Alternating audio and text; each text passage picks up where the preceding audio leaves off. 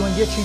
زۆر تند و تۆڵ هەیە لە نێوان هەردوو پرۆژەی ئیسلامیەت المعریفە لەگەڵ تەکاملی معریفی. بۆیە بەس پێویستی دەزانم لەناو ئامانجەکانی لە دەواازەی ئەهدافەکانی ئیسلامیەت المعریفە بڕۆمە ناو کۆباسەکان و تێزەکانی تایبەت بە تەکاملی معریفی. گرنگترین ئامانجی ئیسلامیەت المعریفە بریتیە لە چاکسازی لە تێکڕای سێکتەرەکانی جیهانی ئیسلامی بە تایبەتی لە بابەتی فکر. دووەمیان النهوض الحضاري واتا هەستانەوەی ژارستانی. ئێستا ئێمە هەموو جیهان پێمان دەڵێ عالەمی نوستوو، پێمان دەڵێن جیهانی سێیەم، پێمان دەڵێن جیهانی دواکەوتوو، جیهانی خوێن، جیهانی تیرۆر، جیهانی کۆمەڵێک ناوی ناڕەوای وا کە شیاو بە مرۆڤایەتی نییە، بەڵام واقعەکە بەسەرماندا سەپێنرا بێ یا خۆکرد بێ ئیدی لەبەر چاوە. خەڵکان ئەوها تەشخیصیان کردووە. پەیمانگا دەیەوێت لە ڕێگەی پرۆژەی ئیسلامیەت المعریفە گرنگترین ئامانجی ئەوەیە هەم چاکسازی بکات لە هەموو سێکتەرەکان لە فکر بە تایبەت. دووەمیان هەم وەکو ژارستانی و وەکو حەضارە هەڵبستێتەوە بێتەوە پێشەنگاتی جیهان. ئەمە چۆن دەکرێت؟ یەکەم خاڵ بریتیە لە تەجاوز ئەزمەت الفکر. ئێمە قەیرانی فکریمان هەیە. یەکەم نەدووەی ئیسلامیەت المعریفە لە ساڵی 77 لە مەکە بەستراوە.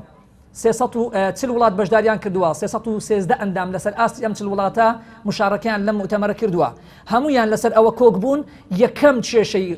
جیهانی ئیسلامی بریتە لە کێشەی فکر. ئەگەر ئێمە بمانەوێ کێشەی سیاست، کێشەی ئابووری، کێشەی کۆمەڵایەتی، تێکڕای ئەو کێشانی کەوارە ناو کۆمەلگادا گوزەر دەکەن، ئەگەر بمانەوێت چارەسەریان بکەین ئەبێ لە ڕێگای چارەسەرکردنی کێشەی فکریەوە چارەیان بکەین. پرسیارەکە ئێستا دێتە پێشەوە،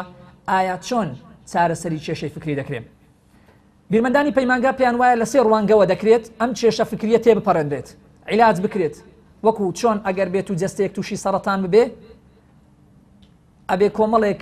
مەرحەلە تێبپەڕێنین بۆ ئەوەی بتوانین ئەم جەستەیە ساغ بکەینەوە خەلیە سەرەتانیەکان بکوژین. بامان شێوە ئەم کێشە سەرەتانیە کە خۆی لە ئەزمەی فکرە بینێتەوە لە ڕێگای سێ تەوەرەوە ئەکرێت چارە بکرێت. یەکەمیان ثنائیەت التعلیم، واتە دوو جەمسەری لە خوێندن. مەبەست بە دوو جەمسەری لە خوێندن ئەو دابەشبوونە معریفیەیە کە لە وڵاتەکانی جیهانی ئیسلامی دابوونی هەیە، خوێندنی زانستە ئیسلامیەکان لەپاڵ خوێندنی زانستە تەجریبیەکان. ئەوەی ئێمە پێی دەڵێن کۆلیژی زانستە ئیسلامیەکان یان قوتابخانەکانی زانستە ئیسلامیەکان لەگەڵ کۆلیژەکانی دیکەی پزیشکی و تۆب و هەندەسە و کیمیا و فیزیا ئەو بابەتانە. ئەوە یەک تێپەڕاندنی ئەو کێشەیە چۆن بتوانین ئێمە خوێندنەکە بکەینەوە بە خوێندنێک. ئەوە لەلایەک. لە لای دووەم دابشکاری دووەمی هەمان پرۆسەی خوێندن بریتیە لەوەی کەوا کەرتی گشتیمان هەیە لە پاڵ کەرتی ئەهلی. کەرتی گشتی خەڵکەکە ئەچێ بۆ وێ کوڕی فەقیر و هەژار ئەبێ لەو بخوێنێ، جا خوێندنەکە بایکۆتەکرێ، پەچی ئەکەوێ، ئێحتیمامی پێنادرێ، ئەدەوات و ئامرازەکانی گونجاو یا گونجاو گرنگ نییە. لە پاڵ خوێنی تایبەتی کەرتی تایبەت کە کوڕی بەرپرس و مەسوولان دەچن بۆ وێ هەمویان ئێحتیمامێکی تەواویان پێدەدرێ، ئەوان دەبن بە قائید و بەڕابەر و شارەزا، خەڵکی دیکەش ئیهمال دەکرێت. کەواتە یەکەم شت چارەسەرکردنی ئەو قەیرانە ئەبێتە هۆکاری تێپەڕاندنی قەیرانی فکری. دووەمیان الحەداثە و غەربەنە. حەداثە و غەربەنە بریتە لە دوو پرۆسەی ڕۆژئاوایی مۆدێرنە. چۆن ئێستا ئێمە زۆر جار ئەبینین بە کۆمەڵێک ڕنگ و کۆمەڵێک ئایدیا و کۆمەڵێک دەنجی جیاواز لە عالەمی ئیسلامی کار دەکەن بۆ ئەوەی دەڵێن توراثی ئیسلامی توراثێکە جگە لە پەیامی خوێن شتێکی تری پێ نییە. توراثی ئیسلامی بە کەڵکی ژیان نایە. توراثی ئیسلامی هی ئەوەیە نقطەیەکی لەسەری دێردابنین، لەسەر نقطەیەک دابنین و لەسەری دەردەست پێ بکەینەوە، توراثێکی نوێ بەرهەم بێنین. خێر بە جیهانی ئیسلامیەوە نەماوە، ئەبێ لە ڕۆژئاواوە خێر بۆ ڕۆژهەڵات بێنین، ئەبێ بەرنامەی وان بێنین لە ڕۆژهەڵات بیچەسپێنین، دووبارەی کەینەوە، پیادەی کەینەوە بۆ ئەوەی بتوانین ئێمەش وەکو ئەوان پێشکەوتوو بین، وەکو ئەوان دیموکراتی بین، وەکو ئەوان یەکتر قبولکردنمان هەبێ، وەکو ئەوان ئیحتیمام بە بەهاکان بدەین. بۆیە لە دواترین ڤێرژنی ئەم کۆپیکردنە سیستەمی سویدیشمان هێنا لە سویدەوە بۆ کوردستانی خۆمان بۆ ئەوەی بتوانین چاچی بکەین، بەڵام ئەوەی هەشمان بوو لە دەستمان چوو ئەوەش بوو بە بارێکی تر و بە قەیرانێکی تر. سێمیان المەنهەجیە تەقلیدیە، واتە چارەسەرکردنی ئەو منهەجەی ئێستا لە عالەمی ئیسلامی هەیە. ئێمە کۆمەڵێک منهەجمان هەن ئێستا، هەندێکمان پێمان وایە یەک لە منهەجەکان ئەوەیە ئەبێ سوود لە ڕابردوو وەربگرین داهاتوی پێ بنیا بنین. منهەجێکی دیکەمان هەیە ئەڵێن نەخێر هەموو ئەوەی کەوا پێشینیان پێشکەشی ئێمەیان کردووە بەسمانە، پێویست ناکات شتێکی نوێ بێنین، تەنها ئەوەی وان جێبەجێ بکەین و ئەوەی سەلەف کردوێتی ئەمەش بکەین تەواوە. ئەمەش یەکێکە لەوانەی کەوا دەردی فکری قەیرانی هیزری لە ناو کۆمەلگای موسڵمانان بەگشتی قوڵ کردوتەوە کە پێویستە چارەسەر بکرێت. کەواتە ئەگەر هاتوو دوو جەمسەری خوێندن بە هەردوو شێوازی زانستە ئیسلامیەکان لەگەڵ زانستە پراکتیکەکان کراوە بە یەک، کەرتی گشتی و کەرتی تایبەتیش کراوە بێک، یەک کەرت هەبوو، یەک قۆناغی خوێندنیش هەبوو لەلایەک، دووەم بەرەنگاریەکی باش کرا یعنی مۆدێرنە دیراسە کرا ڕێگری لێکرا بەری پێگیرا چیتر تەشەنە نەکات نەڵێن وڵا فەرموودە بەکەلێک نایە فەرموودە بێ بەجێ بێ هەڵدرێت تەنها لەسەر قورئان دەوەستین دواتر قورئانیش ئەو ئاەتانی باسی قیتالە و باسی جیهاد و ئەبێ بەجێ بێ هەڵدرێت و لە بەڕۆی توراسی ئیسلامی خوێناوی کردو کۆمەڵێکشی لەم بابەتانە ئەبێ بەریش بەوە بژیرێ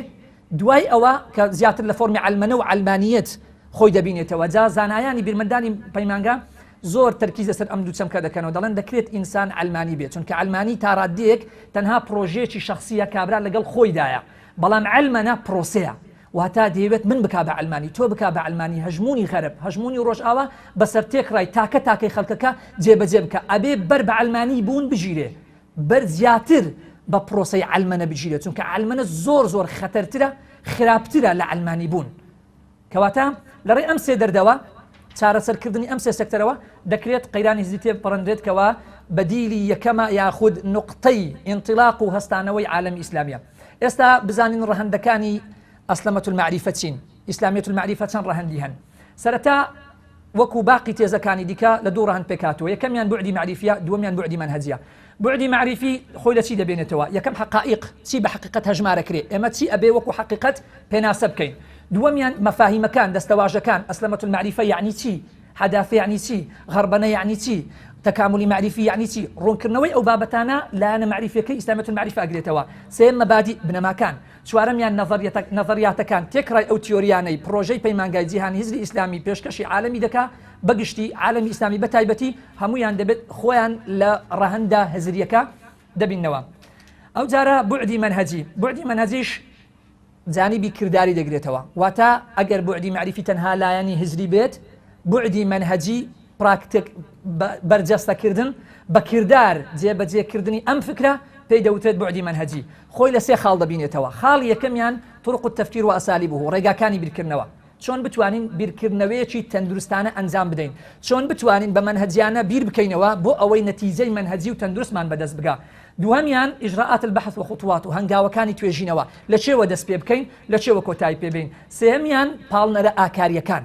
چ شتێک پاڵمان پێوە دەنێتکەوە ئاکار و ڕۆژمان لە ناو کۆمەلگا باش بێ چ شتێکیش وامان لێ دەکاتکەوە خراپ بێ دیراسەکردنی ئەمانە دەچێتە بوعدی منهەجی ئێستانەکە بزانین پرۆژەی تەکاملی معریفی لە نێو ئەم بوعدانەدا لەکوێ خۆی دەبینێتەوە بوعدی منهەجی بەسەر چوار محوەردا تێپەڕ دەبێ محوەری یەکەم الرؤیە الوجودیە واتە دیدێکی گشتی ئیسلامیانە بۆ بوونی مرۆڤایەتی نظامی معریفی ئیسلامی لە چی پێکاتوە چۆن من دەڕوان مەبوون چۆن من دەڕوان مەگەردون بۆچی خوای پەروەردیگار منی دروست کردووە گەردونی دروست کردووە پەیوەندی من لەگەڵ خوای پەروەردیگار پەیوەندیم لەگەڵ مرۆڤەکانی دیکە پەیوەندیم لەگەڵ نەفسی خۆمە پەیوەندیم ئەرگداری من لەو گەردونەدا چییە ئەمە ڕؤیە کولیەکەیەکەوە خوای پەروەردیگار لە قورئان لە ڕێگەی نظامی معریفی قورئانی پێشکەشی بە مرۆڤایەتی بەگشتی مسلمانان بەتایبەتی کردووە دووهەمیان چ منهەجێک بگرینە بەر لە کاتی تەعامل و مامەڵەکردن لەگەڵ قورئان و سونە چۆن بتوانین مامەڵە لەگەڵ دقەکانی قورئان لەگەڵ تێز و کۆباسەکانی قورئان هەروەها لەگەڵ فەرموودەی پێغەمبەر عەلەیهی سەڵات وەسەلام دا بکەین سێمیان چۆن تەعامل لەگەڵ توراثا بکەین ئایا وەکو ئەوانە تەعامل بکەین کە دەڵێن توراث بە کەلچی ئێستا نەماوە ئەوە لەلایەک یاخود ئەوانەی کە ئەڵێن نەخێر توراث هەموو شتی خێر و بێری بۆ ئێمە بەیان کردو پێویستمان بە توراثێکی نوێ نییە ئەمە دوو یاخود بین کە لە پاچەی بکەین بڵێن وەڵا ئەوە باشە ئەوەش خراپە بە عەشوایی بەناوی بکەوین بەبێ ئەوەی منهەجمان هەبێ پەیمانگا هەر سێ بیرەکە ڕەت دەکاتەوە بەڵکو کۆمەڵێک کۆباس و تێزی لە ئیسلامیەت المعریفە ئامادە کردوون لە چەند محورێکەوە پێمان دەڵێت چۆن مامەڵە لەگەڵ توراثی ئینسانی لەگەڵ توراثی ئیسلامی شا بکەین چۆن ئێمە ناکرێت دەرگاکان بەسەر خۆمان دابخەین و بڵێن ئەوەی کەوا غەرب بەرهەمی هێناوە هەمووی خراپە بۆیە ڕەتی بکەینەوە نەخێر ئەبێ منهەجێکمان هەبێ تەعامل لەگەڵ بەرهەمی غەرب بکەین تەعاملش لەگەڵ بەرهەمی خۆمان بکەین ئەو جارە چۆن تەعامل لەگەڵ واقع بکەین لە هەردوو ڕوویەوە ئێستا واقعی ئێستا چۆنە هەروەها ئەمانەوێت چۆن بێ زۆر جار گوێبیستی ئەوە بین ئەڵێن ئەو واقعی بەسەر عالەمی ئیسلامی داهات و واقعەیەکی خۆکردنیە بەڵکو بەسەرمان چەسپاوە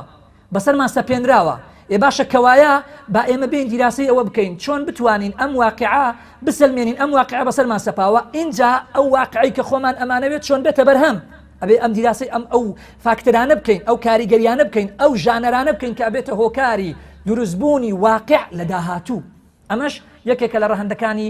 منهجي إسلامية المعرفة كواتا موقع